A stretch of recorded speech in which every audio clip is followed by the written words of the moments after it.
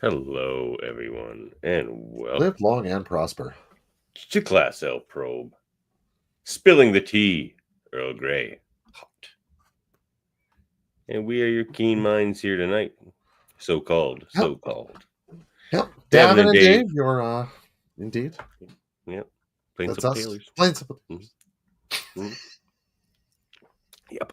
And with us, as always, the birthday boy, Mr. Handsome, as we call him around here, Adam Woodward. Thank you, guys. I'm happy to be back with you so soon after our last little. Indeed. It's only I was up to the challenge because you were all like, "We keep saying we're going to do it, and we don't do it." I'm like, "Oh, we're doing it. We're doing it this time. We're doing it." And here we are, doing it. We heard spilling some tea. Or this. Yeah. We're just spilling. We're just spilling things. Man. So, all right. Why don't we calibrate the system? Why don't we just send one off and calibrate the system here? Let's launch a probe. Let's launch a probe here. Here we go.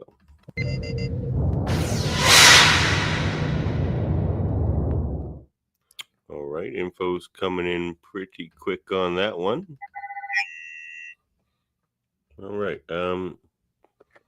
Basingstoke is in Westphalia? Well, it seems to be working to me. All right, so let's fire off.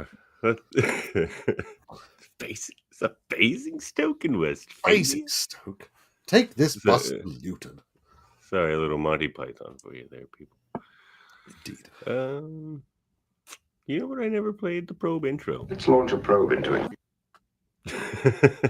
There it is. Well, particularly appropriate today, as 2/3 of our questions are Picardian. So we sent Adam our two debates or topics we wanted to talk about. He's like, "You guys are heavy tonight." So we're You are heavy tonight. And I was wondering, did you talk to cousin Dave and tell him what my topic is? You don't spill it yet, but I wondered if you did. Oh, certainly. No, I spilled no Earl Grey on this account. Yeah, because he just might show up. He loves that so much. Who, cousin Dave? Right. I didn't tell him no. Okay. He usually does show up in the comments for these Class L probes. We'll have to see if we'll see. Why does he have a lot to say about Rosa? He's a great defender. Well, we'll get to that, won't we? All right, let's fire off the first probe here. We should destroy the probe. War. That was the decoy. He never sees the second one. All right. Should Picard have been removed from duty after the events of Wolf 359? Well, why did I pick this one? I picked this one because I feel like this might be like, I don't know if I would say the age-old debate, but this seems to be a big debate, I would think, among hardcore Trekkies and TNG people. Because it just seems so sudden. He's there there seems to be some time lapse, but he's back basically the next episode. He goes and hangs out with his brother for a couple of days, and then he's back at it. Yeah. Yeah, what do you guys think about this one? And as we know, anyone who's watching this show probably knows, he was taken over by the Borg, made Locutus of Borg. He made to kill countless Starfleet officers. 11,000 based on the knowledge taken from him. And what was the number, Dave? 11,000 some. 11,000. Well, I guess it's not countless. I think it's 11,286, but I'm not sure. Yes, but I don't know. And starships and cruisers and all kinds of stuff. Yeah. So, where do you guys stand? Any opening thoughts on this one? Well, I think in terms of timeline, so we're dealing with the transition from season 3 to season 4. Yep. Best of Both Worlds Part 1 and Part 2, and then the next episode in season 4. It was 4 to 5. I'm sorry. Anyway, it was no. Into season 3. Yeah. It was okay. So what we know at the when he gets to La Barre, France, right? We know that the Enterprise is having some repairs done because it got pretty beat up in the fight. So they've been there for a number of weeks. So part of the question to me is, right? Like, if Picard's got some time off, but did he get adequate time away? Or should he be removed from duty entirely? Like, what's the scope of the question in some respects, right? Like, should he ever be a Starfleet captain again? Because I think that's like one extreme here. Or like, should he be back after the amount of time we see him gone for? And where do we find ourselves relative to that? See, that's interesting. Sorry, Anna, 1 second. One reply to that. That's the reason I picked this, actually, because there's that, but there's also there's all the Picard concerns and what it's done to him and how he'll react to that and all of that, which is what you just brought up quite eloquently as always. But the other aspect of this question, which is why I picked it, because I felt like it's kind of two-sided, and in this part, I don't think it's talked about much. Did Starfleet adequately evaluate the ongoing threat that could still linger with Picard?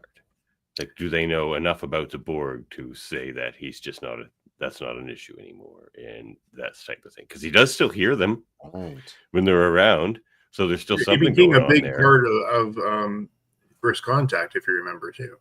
Yeah. So yeah. So I feel like there's two sides of it. What say you, Adam? Maybe there's a third side even. Well, a couple of things. I read your questions this morning. I was like thinking about how they would have written that in 2020s. Best of both worlds. Because this was you said season 3, so 1989-ish. Yeah. I think maybe 90 into 91. Yeah.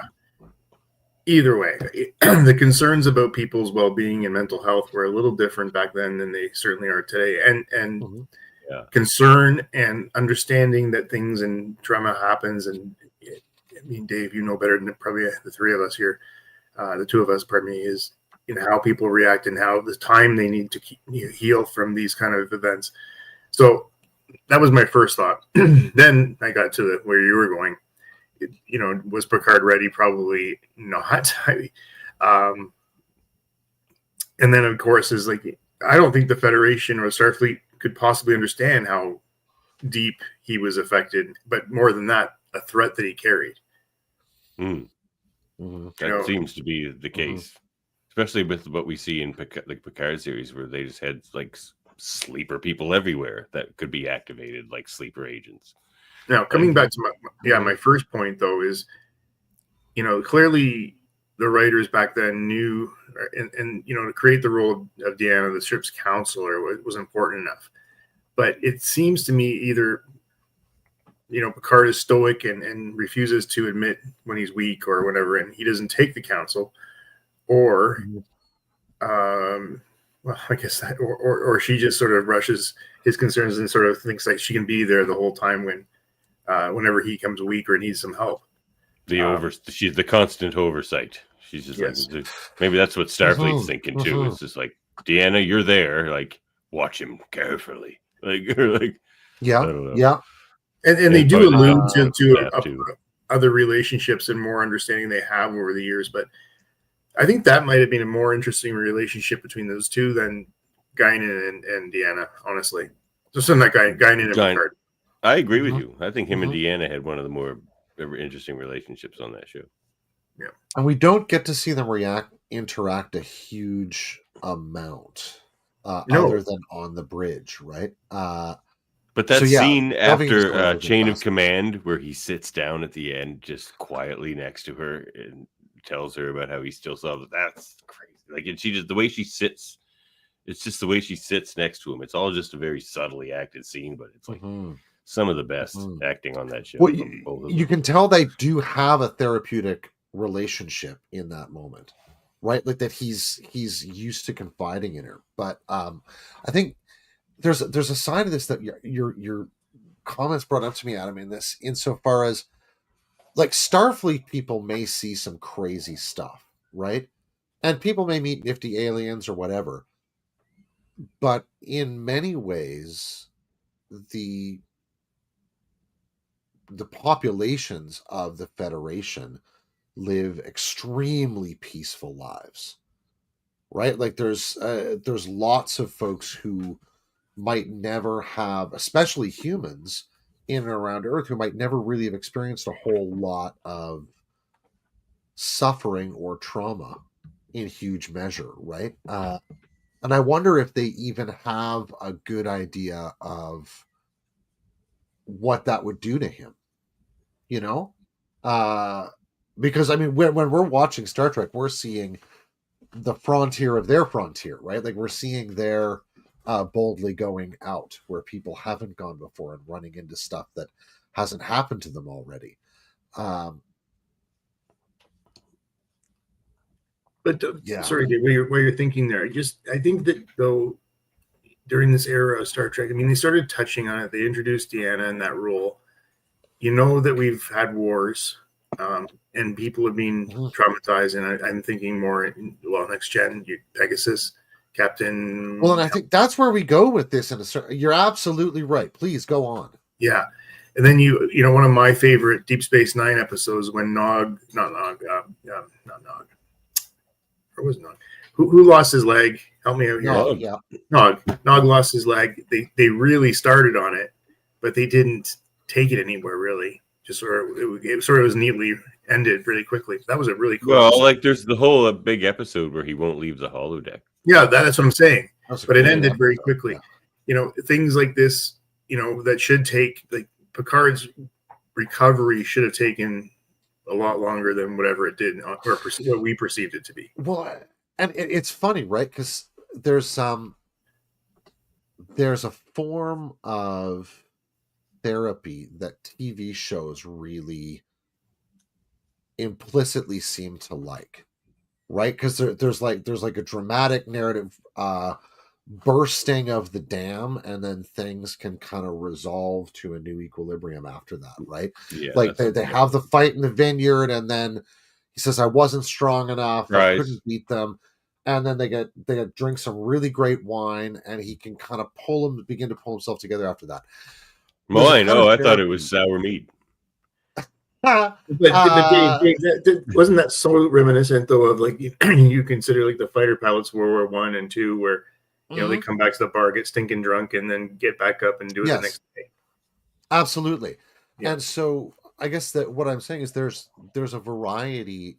There's a particular brief course therapy called intensive short-term psychodynamic therapy, which literally aims for what it calls the head-on collision between the therapist and the client, right? The patient, involved in like bringing out those feelings that are involved with the trauma, or the murderous rage, the powerful shame or guilt or powerlessness, and all those things, and is involved in sort of bringing them out and directing them in a kind of cataclysmic, cathartic thing. It's certainly not indicated for a huge variety of mental illnesses, but for some, particularly rage disorders, it's really can be very useful, right? But it seems to me that like that's sort of Hollywood's map for how to fix any psychological issue, is to go, bam, have a big head-on collision, volcanic eruption, and then you can have a big kind of cathartic moment, and then kapew, we're okay. It's the quickest way. Right? And it's not an impossible thing, but it does seem to me that is not for what Picard suffered, which is like just a total destruction and dissociation of his identity, and how you come back from that, and worse, like actions. That's kind of and he got turned into a crazy monster too, right? Yeah, it feels like you'd want years of ongoing work to. And maybe he got it, and they just didn't show us that. But the whole, remember when he was describing to somebody, I think it was Deanna, that he remembered it all. Like he remembered blowing up ships and all that stuff. So he was aware. It wasn't like he woke up and I did that. Because he says he tried to fight them the whole time, but he wasn't strong enough. Yeah. That's rough though. Imagine that though. You just feel this like constant struggle and fight for like the entire time. He was just like that's what is like. Oh my goodness. But it's a horrific picture, right? Sorry, Adam, go ahead. Yeah, never mind the mental issues with that he would probably be. Well, he did suffer from this. Like just the fact that he was integrated and assimilated by the Borg, Starfleet research would probably be all over that to pull his brain apart and figure out what he knew. Because if you take him off even just for that, just for like all the to get to the other side of the observations question now, exactly. And yeah, it was a good idea that you brought up First Contact there, because they did bring a lot of this back up there, Adam. But it made me think in that first few minutes of First Contact, because they're even vague in the language they use from Picard. Oh yeah, I know you're going to go where they don't want to send Picard in the Enterprise to the battle, and he says Starfleet feels that a man who was once assimilated by the Borg should not be put in a situation where he should have to face them again. Is that because of what they did to him, or because of the threat they still think might be there? Like, which reason, or is it both? Like, I thought it was the second. I thought it was. I always thought it was the second. First, when that came out. You thought it's because they think he still may be a threat and may join them again. He could switch back on. Yeah, if they've still got something in him, right? And if it, and you know, on a perhaps bad note as well, he could just freeze, right? If he loses it in the middle of the battle and the Enterprise gets taken out, then they've lost their flagship. I mean, I guess Riker could take over if he just freezes. Well, ideally, that's not the worst. Yeah. That's not the worst, I guess. But Picard comes in and he's now fleet commander every time. It seems like I'm taking control of the fleet, and I am Locutus. I'm taking control of the fleet. Wait, what? It's like, it's like what? No. So, okay. So back to that for a second. So if that's what we think, if we think they didn't want to send him to that battle because they think he's going to switch back on again, doesn't that answer this question? Yes, it does. It really does. In some measure, yeah. Because if that's what they think, then should he be the captain of the flagship? If the Borg are, if that's what they think, like it's regardless of what we think, if that's what they think, is that like, does that not show us what they think? And if that's not what they think, I mean, you're probably doing there? Absolutely right, and they probably should have put him in command of the Starfleet Academy. Farragut.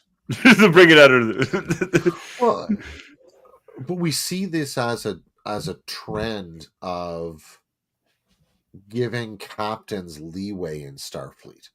And I think, Adam, earlier on you brought up in a brilliant allusion Captain Maxwell of the Pegasus. And I think, he's what Picard could have become, right? And maybe this is something that Starfleet knows its captains tend to suffer, right? They're going to tend to suffer a setback or a catastrophe, and that's often a make or break point in a captain's career. But Picard maybe that's there. Where they're looking at it from. He was there in First Contact. It stops here. Yes, he does get to. You're right. He does get to that point in a really interesting way. Yes, we fall back. No more. Oh wow. True, it just so happened that their trajectories along that line. Yeah, see, a lot of captains could have hit that line and it just ruined everything. But like he can hit a place like that, and he's just so competent, and so is his crew, that they managed to win the day anyway. But that's not where they want Picard to be, in a place where he's just kind of unreasonable. And yeah. Again, had they been writing it now, that might have been what we saw happen, right? I think that they would have done it differently today. But not. I mean, they would never pull like Patrick Stewart off the captaincy. And honestly, I really did like how that whole family episode went, and it was great. Oh, it's one beautiful. of my favorites. Yeah, like it went fine for But this is just the question is fantastic, because in reality, with this, I think that he would have had probably never been put back out in space. He would have had a nice, safe, either desk job somewhere or running the academy, or maybe he would have gone with Galen, his mentor, and being an archaeologist, and that was that. I mean, and this, maybe this testifies to a systemic problem with how we either write Starfleet administration or Starfleet administration as such. We see lots of admirals and that kind of stuff. Maybe there's a point at which they become removed enough from these things of like, we'll throw him out on one more mission and see how he does, Oh my It's gosh, either you've got a stripy co-pilot. I do. Tell him he's a pretty cat. Ready feline supplement. I got one bigger than that. Hold on, I gotta show you this one. Oh jeez. Oh, You can't even lift it. Oh my gosh, look at that guy. Oh, look at it. Look, I have Miles. had He's a feline friend. supplement. Look at those blank little eyes. He's like, what? You're named after Miles okay. O'Brien, aren't you? Yes, you are. Yeah, Get I've out only of here, one buddy. brain cell.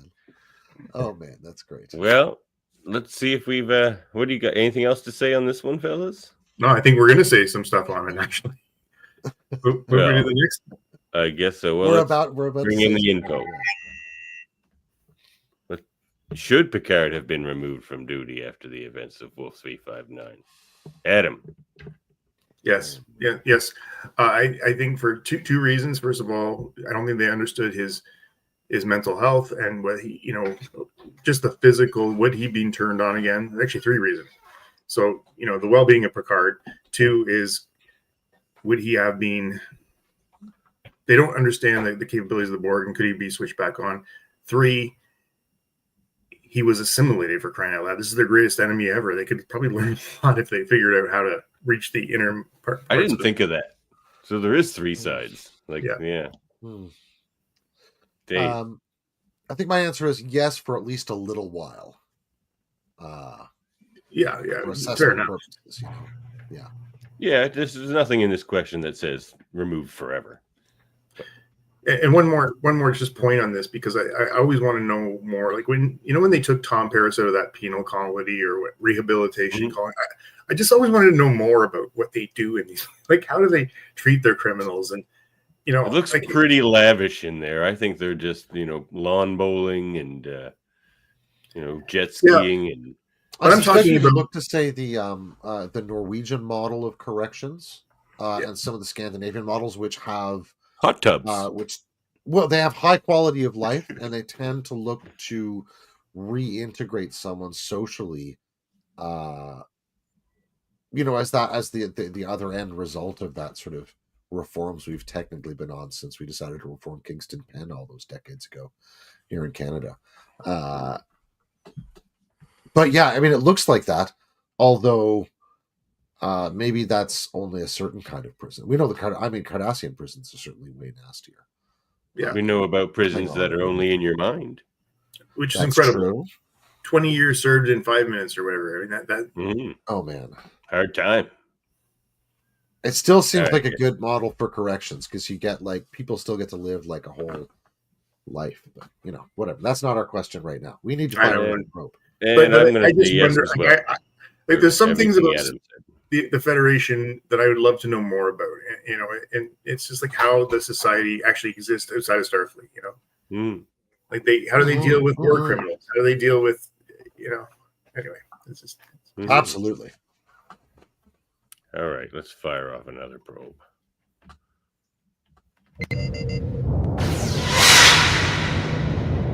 Did Picard deserve the scorn he received from Sisko due to the death of his wife? Now, we're referring, of course, principally to the actions of Emissary Part 1 and 2, the pilot episodes of Star Trek Deep Space Nine, and one of the best pilots ever, in my opinion. It's just brilliant. Yeah. Particularly those crazy scenes at the start where we actually witness the Battle of Wolf 359, in which occurs the death of General. God, it's gut-wrenching. It's like they have to drag him away from his dying wife. It's like, oh my God, I can't leave her. It's like, oh my God, this is a Star Trek show. This is going to be intense. Yeah, I mean, what a way to open, right? And it was. It was a great way to open. And Dave, this is almost the tipping point of when they started dealing with things head on. Mm-hmm. Because we just came out of Star Trek Next Gen, and now this opens like this. Like, this is ballsy, different. Well, not even that. It's not the end of Next Gen. We've just seen the best of both worlds, and then this show starts. So this show starts. Did that start in 88? Low Cuter. Oh no, my gosh. No, in Mid-season 89? Yeah, there were 3 It was a seasons left mid-season of. replacement. Yeah, there were 3 seasons left of TNG when this started, because then after it ended, Worf joined DS9 in season 4. You're right. So, But that's what was yeah. so compelling about the opening of this show. Oh. First episode was 1993, sorry. Okay, so there was one crossover year? Yeah. Okay. 1 or 2. Yeah.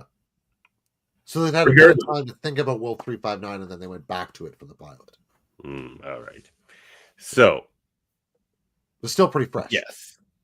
So this, one thing we didn't even talk about, I guess, which is sort of part of the mental health aspect of Picard and everything he went through, but kind of leads into this a little, is, I mean, there's not even, the word should isn't right, but how much culpability, because obviously Sisko is holding Picard some amount of responsible for the death of his wife. How much responsibility should Picard feel for that? Let's not look at it for Picard's, from Sisko's point of view for a minute. Let's look at it from Picard's point of view first. Why don't we? Wow. I mean, I don't see how you wouldn't escape an abyss of guilt, at least on some level, without some serious reflective work. Because especially if you remember doing all of it, the sense of the violation of his own values systematically in each moment as they're mining him for information on how to do this stuff. That's a kind of horror that's difficult to imagine. Is a close real world analogy, perhaps, I have become death. Destroyer of worlds. Interesting. What was it? Oppenheimer? Sure. Robert Oppenheimer. Yeah. Certainly we know that there's lots of letters that go on. Leo Szilard and others who are in and around the Manhattan Project, and Einstein himself begin writing from before the time they have an active bomb that they desperately need to stop this work because it is going to determine the course of history from here out in some sense, right? And it will do it badly. Wow, what they're saying with counter life or whatever that is, mirror life or whatever they theoretically figured out how to do it. The scientists are you don't don't and to another degree, right? Mirror disease. I forget who it's attributed to, but there's somebody who, it's either an American military or scientific military figure who arrives at either Nagasaki or Hiroshima, and as they're inspecting it, declares science didn't do this. In this amazing compensatory impulse, right? Science didn't do this at the site of a nuclear bomb blast. Men did. Is that what they were getting? Right, and it's like the ultimate guns don't kill people, people kill people. Kind of, yep.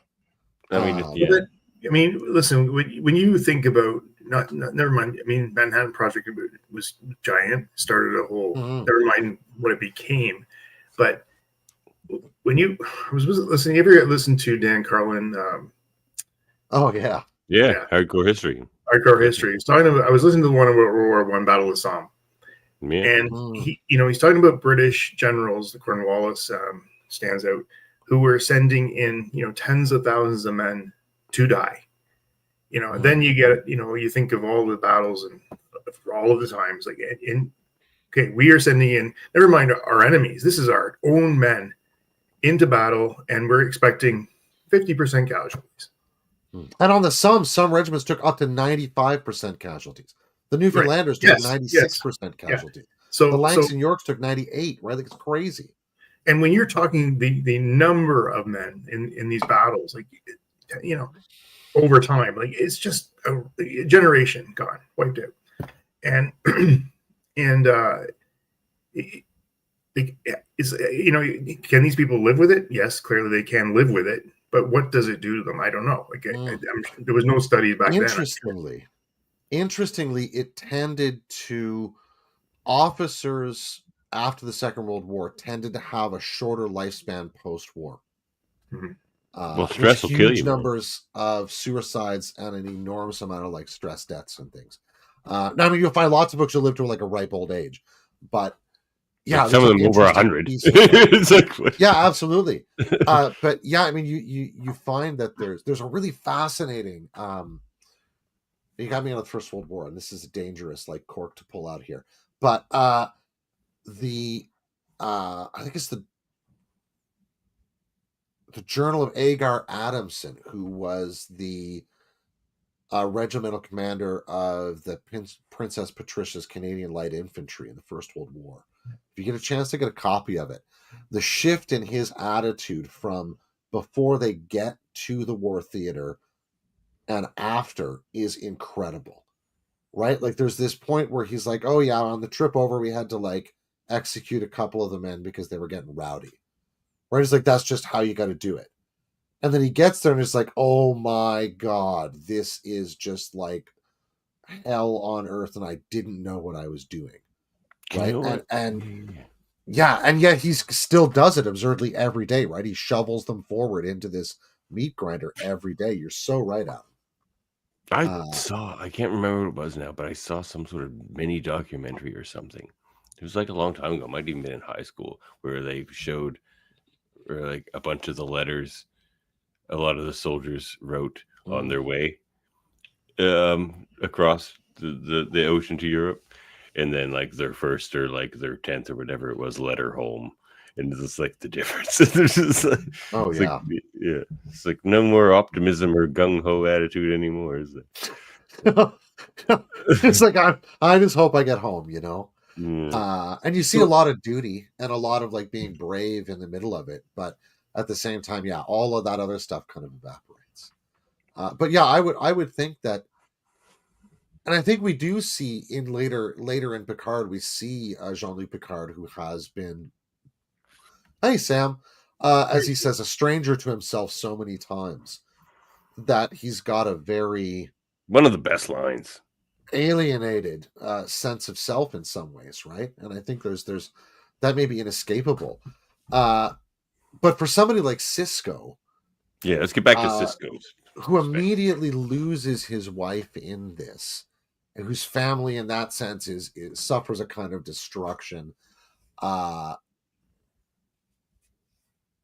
know, does it's like I don't know if we can even ask, does he have a right to feel that way about Picard? Because of course he has a right to feel the way he feels, but is there some way in which Picard can objectively deserve the scorn and hatred of others for what happened at Wolf 359? But so they've also done a pretty good job telling us over the years, especially in Next Gen, is this is the life we choose. You know, people die. Mm-hmm. You know, it's a little different when their family members die. But families, wait, though families are on the ships. They've made that decision. It's still, you know, things happen. Kind of like a decision made for them almost in a way, but well, we're almost back to the PALS battalions you referenced earlier, Adam, where like people from a town get put into a battalion, the battalion gets wiped out, the letters go all the way down all the streets in town, right? Yeah, like you can lose whole families if you lose a ship, right? It's like how much, and also like how much scorn do we allow a fella for the death / like murder of his wife? You know what I mean? Like, you know, it's like I don't know how you like measure. Or, like, well, I mean, you always, I mean, like, you know, he's allowed some sort of anger, and like he's got, of course he is. Like it's like not just anger that can kind of just like fade into the wind or whatever, because it's like it has a face in this instance. Like, well, whether rightfully or not, it has a face, and that's the face of Jean-Luc Picard. And like that face was like this size on his view screen with Borg gear attached, saying, "You're all toast." Yeah, they show that he's on his bridge and he's seeing that on his ship, Sisko. It's like, so yeah. I think we all agree that he comes by it pretty honestly. But yeah, I don't know. This question of deserve is so deserve is a tough thing. It's like, but you know, so now we like on a smaller scale, they touched on it with Picard, and you know, he brought back Jack Crusher's body to Beverly, and they never really dealt with that, but you know, we all knew about it. and you know, it was because of an order that Picard gave or something happened. I'm not telling you the details. He sent him on the mission, and it was like a pretty dangerous one. Right. So his best friend, you send the people most likely to complete it. You know. Right. So you know, like you remember the episode, another episode that really, when Star Trek did this, they did it so well. The episode with Commander Darren and his love interest. Great. Yeah.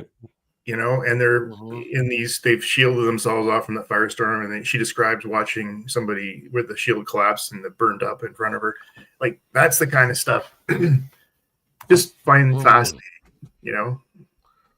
And Picard can't deal with sending her on those kind of missions.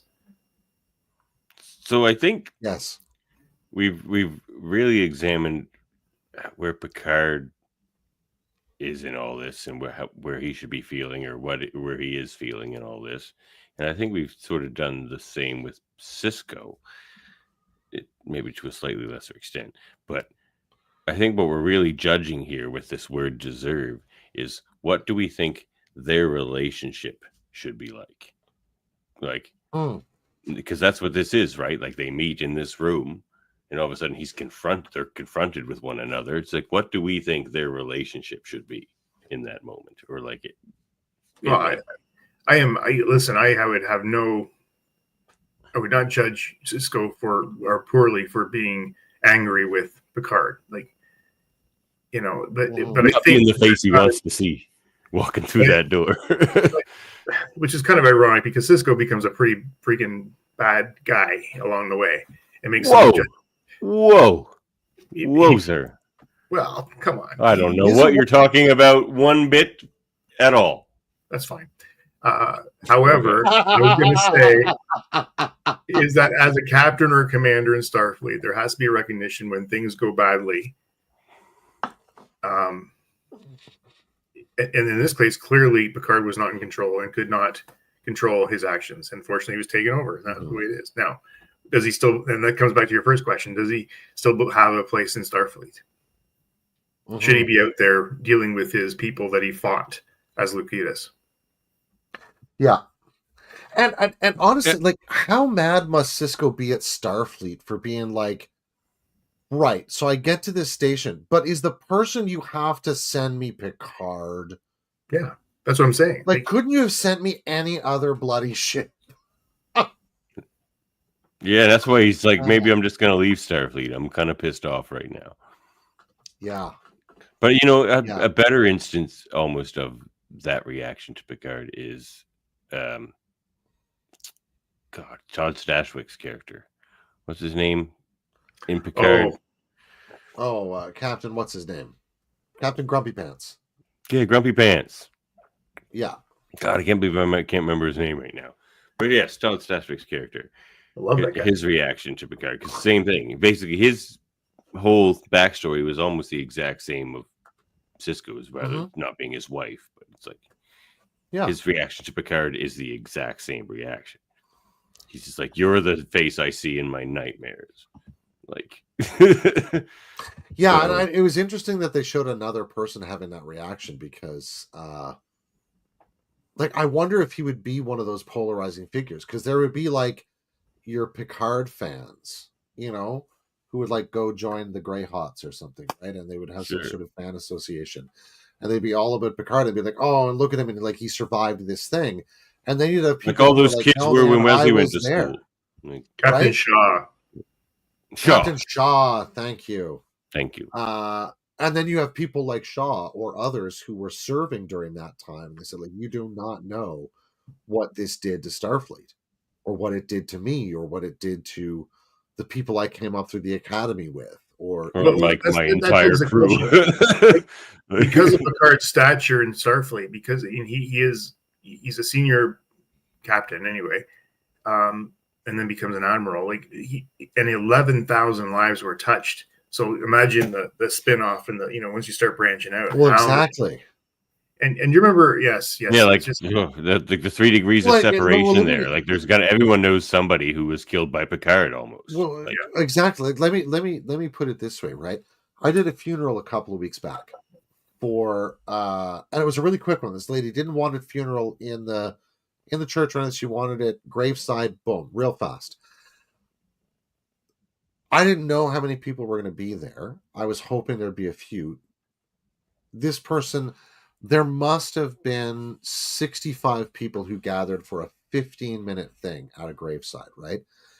And you think about that, and that's not something that's going to draw a huge number of people. If there's 65 or 100 people, just as an average, for every one of those 11,000, like, boom, look at the spider web that goes out to. And then think about all their connections, right? Like, there's probably not a family in Sector 001 at the very least that wasn't impacted by that. Like, you look at Newfoundland after the First World War, you'd have a similar level of impact, I suspect. You know, at least in terms of like people who could say that I knew somebody who was there, or you know, my uncle's plumber was lost there, or whatever. You know. Well, we mentioned well, you mentioned, Adam, how you don't begrudge Sisko his reaction when he first sees Picard in that scene.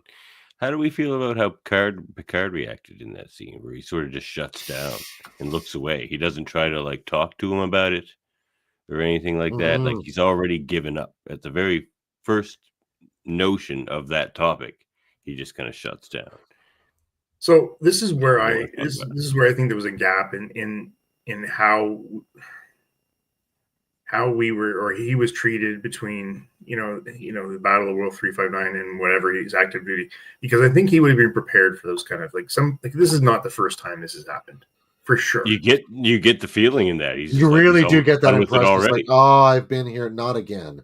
Yeah, and that's where, as a viewer, I would have liked to have known more. I just would have, and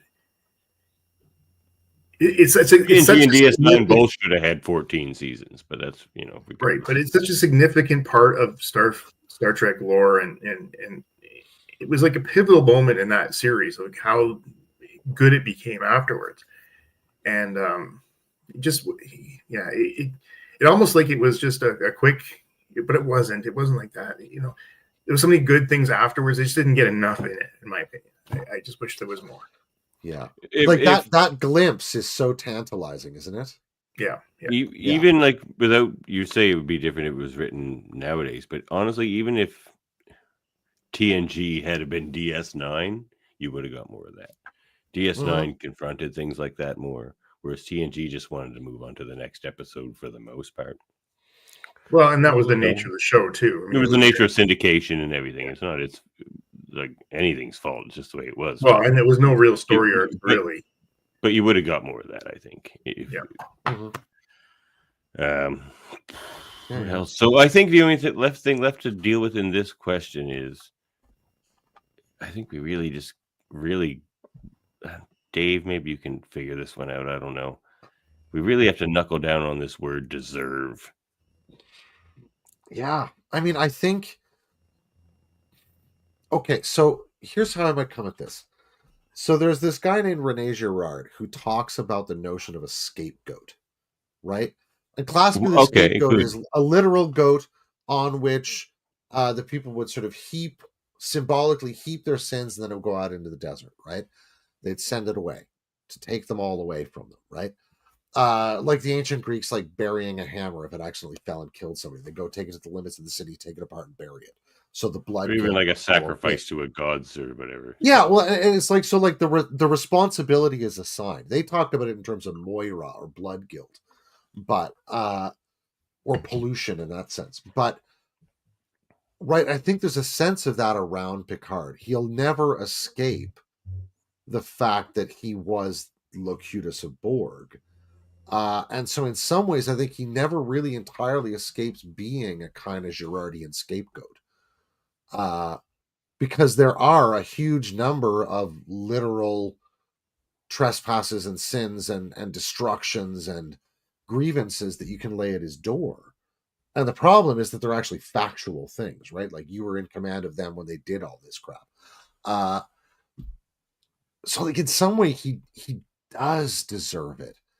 But I feel like it shows the limits of in some ways like the human capacity to forgive or the human heart, even under the circumstances of the Federation, that when you get hit hard enough, like you just can't not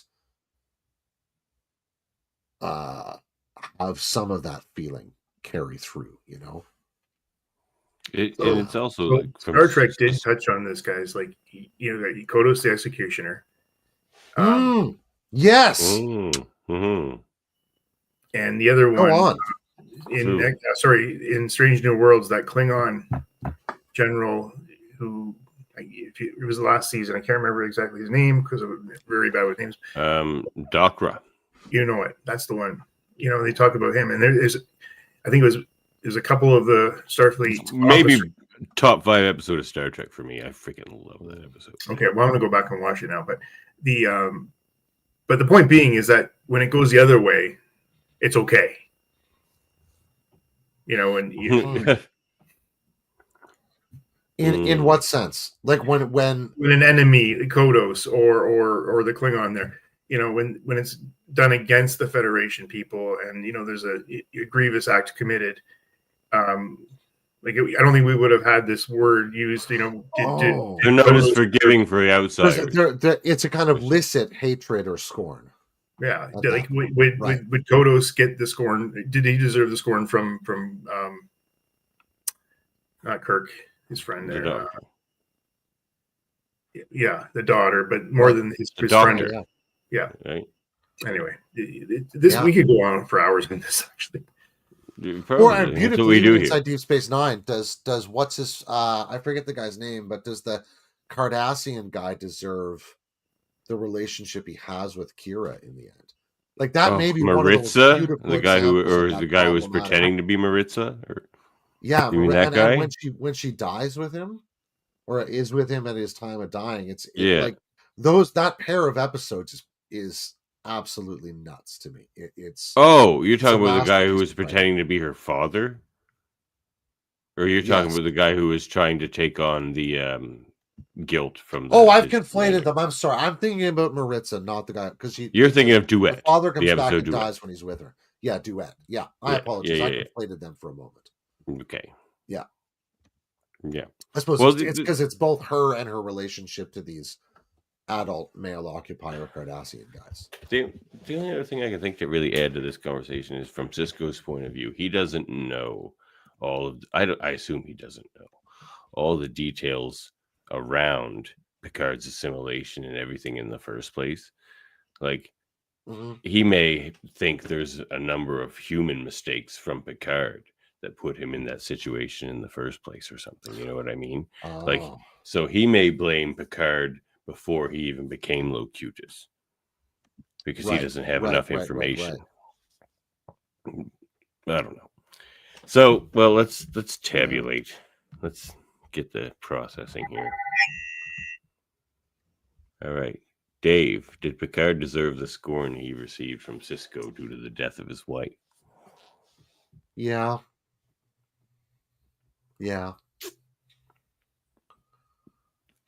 Adam. I would agree. I don't think you can. I think, I'm just going to leave it there. Yes.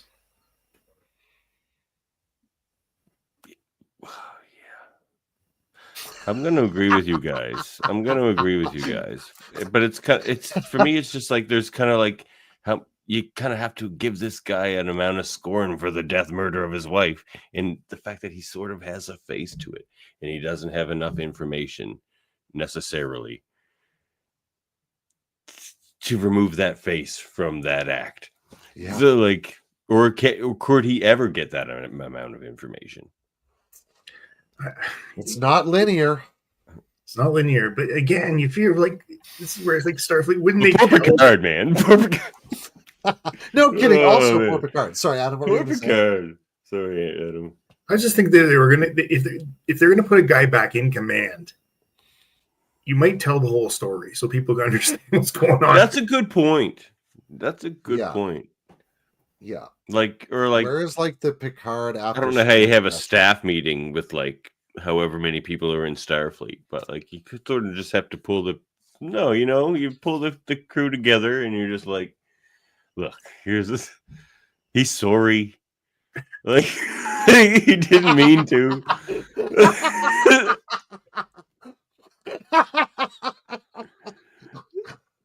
I don't think they did any of that, quite frankly. Oh man, I don't think they really had Picard's back in this instance. But before we move on to the fun stuff, as Adam made sure we had here, just like let's just focus a moment. Let's transition to happy on the great feeling Picard must have had, and how great that feeling would be to feel when he realized that Sisko forgave him at the end of that episode. Like, you see it on his face in the acting and stuff too. Like, he's quiet about it because he's Jean-Luc Picard, but it's just like he's just like, because you get the impression that's the first time that's happened. We've mentioned that we feel like he's gotten the negative a bunch of times. Bunch of officers that hate him, but I feel like that's the first time an officer was just like, you know what, I hated you and now I don't. Like, it's at the very least extremely rare. Yeah. It's also, explains. I mean, Picard. We got the stoicism definitely in Escape from Farpoint of what he was. He was always removed from his crew, but season one Picard's a dick. But anyway, go ahead. Sorry. Yeah, because you see other captains that seem more casual with their crew and things like that. They do that over the years, but you don't see that. And then even that episode where Wesley and Picard are in the shuttle together, and he's talking about discipline, and I wasn't always like this, but I need to be. But it really, he pulls back even further, I think, after Best of Both Worlds, and very few of his inner circle know him. And he comes back at the end to the last episode ever. I should have done this years ago. Let down my guard a little bit and played some poker games. Yeah. Nope, my chair's in the way. That piece of art right there. There it is. There it is. Yeah. Oh yeah, there they are. Yeah. Jenny Johnson, check out her art, everybody. You all know her. Get your Jenny Johnson track art on your walls. Anyway. Should we launch another probe there, fellas? Let's do it. We're all in agreement here tonight. We're getting lots of good info here, which is why we do this. Because in Debate 9, everyone just yells at each other about these things. Yeah, that's the beauty of this. I mean, yeah, Debate 9 is great too. Everyone go back and check all that out too. We'll have a new one soon. It's been a while since I yelled at anybody. Also, check out our conversation with Jenny Johnson. True, about the art of Star Trek. Oh, yeah. It was a good combo. All right, let's launch our final probe here of the night. Go ahead, Adam. All right. Is Sub Rosa just good fun and did not deserve all the hate? It didn't deserve all the hate. Deserve it. All right, well, let's talk about it. And this is where we find out if Dave Mater's watching the show. Is it Adam? I was Adam, why did you pick this one, other than you wanted to lighten the mood? First of all, I want to lighten the mood. When this always comes up on our other broadcasts or in podcasts, this is always a fun conversation because it's such a divisive episode as far as people liking or not liking. And I will say this: it comes down to your opinions of sex scandals in general, I think. Yeah. But anyway, but I came from the point of I hated this episode, but over the years of talking to you guys and particularly Dave Mater, I think that I've come around. I quite enjoyed this episode now. I'm going back every now and then, rewatching it. It's fun. It in a seasons where they could do 26 episodes or 25 or 27, whatever they did, they had room for this kind of stuff. And I think they did it well. Now it was season 7, wasn't it? I think so. Sub Rosa? It's 6 or 7. 6 or 7. I think it is 7 because 7 is when you could tell they were just like sort of starting to run out of ideas. Yeah, sometimes. So it kind of belonged. I mean, like I said earlier, when they have 10 episodes, I'm a little more. I'm actually more stressed. I got to like them all, and I never do. But when you have this many, you can forgive a couple bad ones. But sure. Over the years, I've grown to like this one a lot. Actually, I've grown to like a lot of the ones I didn't like back when they first aired a lot. Yeah. Some of the campy ones grow on you. Yeah. True. Well, my opening thoughts on this one, I think, is is at least highly quotable because I'm like, it's a good thing I'm not Jewish because people would get sick of spending Hanukkah with me. Where like every night of Hanukkah, I'm like, dinna light that candle. Like, I don't know. Because like literally, if anyone lights a candle in a room that I'm in, I always yell at them. You just hear in the background, dinna light that candle. Like, so there's that. It has that going for it. But also, so here's the thing about this episode. I think where it gets, I think the things about it that are bad aren't necessarily the things specific to that episode, but it sort of reeks of some of the bad things about certain Star Trek episodes. Like a lot of the worst Star Trek episodes are episodes where you're like clearly they just heard from the costuming department that they inherited some costumes from a certain episode of a different TV show, and they just needed to build an episode around it. And it just sort of felt like one of those episodes. It's just like, okay, they're here. They, for some reason, where Beverly's from, everyone dresses like they're in like 1860s Scotland or whatever. Like, because we have these costumes in this set for some reason.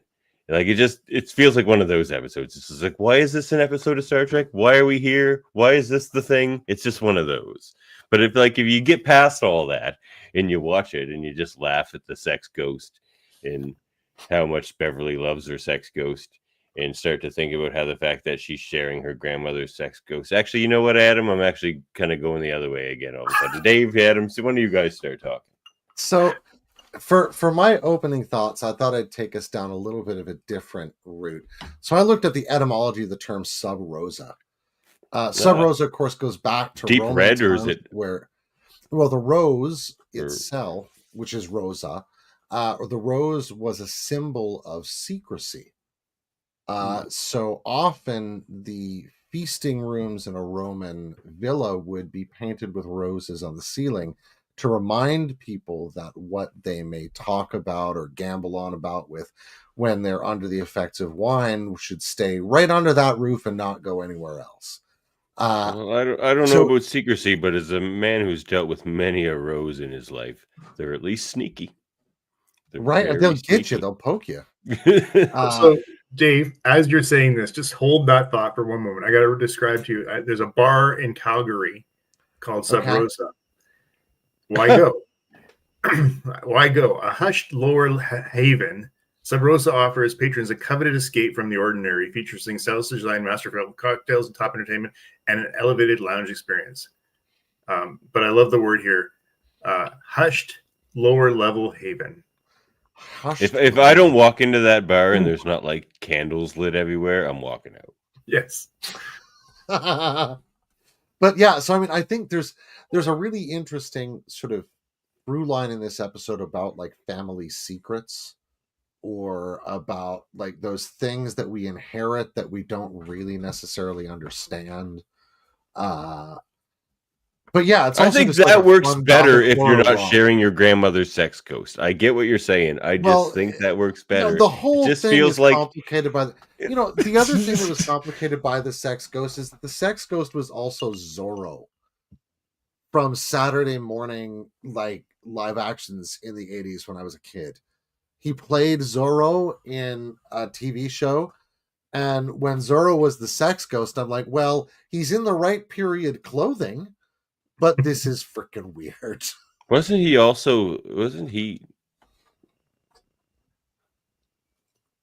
Was he? Some. I'm thinking he was not Bareil, but what's Kira's other dude? The former Resistance guy. Shakar. Shakar. Wasn't that? He looks an awful lot like Shakar if he doesn't play him. No, he just looks like him, right? No, it's not Shakar. Yeah, but it was. I've always been confused by this episode because Zorro was a sex ghost. It's just like it's weird. Like there's the groundskeeper, and he's just like, didn't light that candle because your grandmother, like, she couldn't get any work done because of this sex ghost. And like, you're a doctor in Starfleet, you need to get your work done. Like, I don't. Shit about sex goes and down. and here's the other thing I wanted to say too, Adam, about the initial point about how it kind of reeks of the bad things of Star Trek. It's also like one of the other bad things about Star Trek until Deep Space Nine is they didn't know how to write women characters, and if they gave a woman an episode, it had to be a romance episode, and usually a very bad romance episode. And it reeks of that as well. It's just like, oh, great, we get a Beverly episode. Of course, she's just like infatuated with the sex candle. Of course. Like, well, actually, I'm reading, to that point, though, I'm reading the Deanna episode, right? Right? I'm reading. You can easily put Deanna in that spot, but anyway, continue. But you're right. Actually, it's how they rate women on Star Trek. Sometimes is very TNG, yeah. and definitely TOS. Yeah. Make no mistake, this is a terrible, terrible hour of so-called science fiction. There's also a cheese fest, so absurd you almost wonder if it was meant to be in jest. Like who wrote it? I don't know. I think it was written by a woman. Actually, it could have been like a weird holodeck adventure just as easily, and honestly would have made more sci-fi sense as that. Yeah, it actually would have. And it's like the weird would have filled in with like what do they call it? Hollow addicts, like. Yeah. Like could have fell into Hollow Addiction, yeah. But like its closest Star Trek equivalent, as far as I can tell, is the Red Jack episode from the original series. Red Jack. Right, where you have this thing that claims it was Jack the Ripper running around on the ship.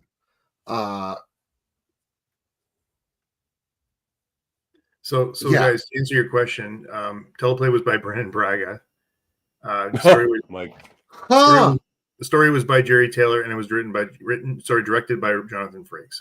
Yeah, so story was by a woman, Jerry Taylor, but yeah, Brandon Braga, that makes sense. And Rick Berman definitely makes sense. Okay, I get it now. Jonathan Frakes. Directed by Frakes? Well, I mean, I wouldn't say it's badly directed. I don't know how you turn that into a lemon. I don't know how you shine. He must have had a hell of a fun time doing that episode, though. Like, probably just the insinuations and just laughing at Gates the whole time. Yeah. Like, yeah. I don't know. No cliche goes unused as the writers and the producers channel haunted houses ideas that have been clearly used for years. Green lightning, thunder, wind, faces and mirrors that aren't there when you turn around. Beverly getting possessed. It's all there. But what do you guys think of my hypothesis there? Do you think it gets hate for the content of the episode itself, or the fact that it's like cliche, all the bad things kind of about Star Trek? Like, I personally, I'm not sure I loved. I like the episode now. I don't like when they, when Beverly goes on about her Aunt Adele's nutmeg, whatever, and she was a witch. So this is the side of that character I don't love anyway, but I'm telling you, I like Pulaski better than Crusher. I'm pretty sure. I think we talked about that on one of these one night. I agree with you sometime. Oh, I said that on the review on Thursday, and I got shouted down pretty hard. Oh, I wish I was there. I would have backed you up. I tend to agree with you. Because there was the episode where like Pulaski does the tea ceremony with Worf and everything. Yes, it's like all this great stuff that she does so much good stuff. She's strong. She's a strong and they didn't try to make her beautiful and all this stuff. And like Case McFadden had some great episodes. Like she did, but they weren't as I think there was more like Diane Muldoon or Mulder. Diana Muldoon. Yeah, she was. In that one season, she had a lot of strong roles. Yeah, I made the point that I know this is a tangent, but I made the point that everyone hates her because she called Data. But after that episode, she's just like awesome in all her episodes, I find. And I made the point that because I was getting shouted down because they just like, oh, but she's grumpy and she's so like. Cantankerous and all this stuff. And I just kind of countered with, I feel like if she was a man, everyone would have been fine with that. You're right. And she took on Picard. Yeah. which people would have thought was awesome if she was a man, I think. Anyway, tangent. But I like Pulaski is my point. And a Pulaski episode would have been better than this episode, I think, because they wouldn't put Pulaski in one of these romance episodes. They would have just gave her a cool episode, probably. But no sex scandal for Pulaski. No sex scandal for Diane. Is your verdict here? But anyway, weird tangent. So, anything else to say on this episode before we bring in the data? The data? The data? So, the data. Let's move on to the data. Indeed. All right. Well, Adam, Rosa are just good fun and didn't deserve all the hate. I agree with that. I think it's a good, fun episode if you get beyond all the hate, honestly. Like just, how many years ago was that episode now? It's fun when you look back. You kind of roll your eyes and go, wow, did they just do that? I mean, she had sex with a ghost, for crying out loud. So it's a good episode. It stands up. We're talking about it today. Dinna light that candle. Yeah, I mean, I think it deserves some fun to get poked at it, but yeah, it's certainly not the worst episode of Star Trek by any measure. Yeah, so I don't think it deserves all the hate. So I'm going to agree with everything you guys said, but I think I'm sort of going to come down on the other side of this. So what? Because I think I got to be honest about this, which is I do skip it in my rewatches generally. When I do season or complete series rewatches of Star Treks all the time, and this one didn't really get skipped for me. So I got to be honest about that. And I feel like this is it's the epitome of the reason why I do like Pulaski better than Crusher. Like, it's just a Crusher episode where same with Deanna, where it's just like a silly romance. It's like I'd rather them use her for something better. So yes, it is. All the things you're saying is fun. It's true. It's fun and weird, and we laugh at it. But at the same time, I don't want to laugh at her. Like a Crusher episode. I want an awesome Crusher episode where she's being an awesome character, which she shows hints of sometimes, and actually does get to be at very, very, very rare times. But so yeah, it just kind of reminds me of that a bit too much. She became a really great role in Picard season 3. I think that's when she was her strongest. Don't say that to the Millards. No. But no, I agree with you. I don't think she was really a character until Picard season 3, hardly. We're certainly not one with much agency beyond just kind of enhancing the characters around her. But yeah, so maybe slight disagreement on this one. Dave already said he. Well, I think some scorn is deserved. But maybe not. Yeah, maybe not as much as it gets. I guess for me, it's just the merits that you talk about, Adam, don't quite outweigh the things I don't like that it makes me think about. Fair enough. Yeah. That's cool. Which is probably why I skip it. Because my biggest thing, which is the reason I know I might get some flack for this, but the reason I haven't finished Discovery is the worst feeling in the world for me is not enjoying Star Trek or being forced to watch Star Trek or like it feeling like a chore to watch Star Trek. Like Star Trek is my bag, and it should be very easily. I should be very easily swayed by Star Trek. So if you're like not swaying me by Star Trek, you're kind of just fucking something up. I feel like that's just me. I hear you. I see your point on that one. Yeah. Yeah. Well, same with X-Men. It's just like if you bore me with X-Men, you're not doing something right. Well, you know what? Like, and I hear you because I don't like ever having to come on and pretending I love an episode or trying to find the merits in it when they're just not there. And when you come back to that last movie with whatever it was called, the one that just released in January. What? Oh my God, Section 31. Yeah. Oh, a 0 to 10. It was an absolute trash factory. It really was. And so there's no redeeming merits in that. Like, but I find no, that there's no like, oh, I just hated it at the time, but now I like it. No, that's not going to happen with that movie. No. So there's nothing there. it's like I couldn't wait for it to end. No, I don't even know if I watched the last 20 minutes. I don't know. It was awful. Yeah, we're not talking about that. But that's the point I was trying to make. So I had to shut that one off because I'm like, no, it's a bad feeling in Star Trek at the same time. Yeah, having that. Yeah. So I think we probed some interesting topics here tonight, fellas, and I think we Indeed. Yeah, good discussion as Spilled always. gallons of tea. We did, but it's not hot anymore. Indeed, that's true. That's true. You know what would be fun one night just to talk about the worst episodes in Star Trek. Oh man, We could do that. Mm-hmm. that'd be a fun Spock's one. brain. What? We all like pick one. We Spock's each brain. pick Oh what yeah, we think Spock's it is. brain. Oh, Spock's brain. Yeah. Code of honor. Ooh. Anyway. For me, there are actually worse TOS episodes than Spock's brain. But yeah, that'd be a fun episode. Maybe we'll do that. Or maybe we should I don't know.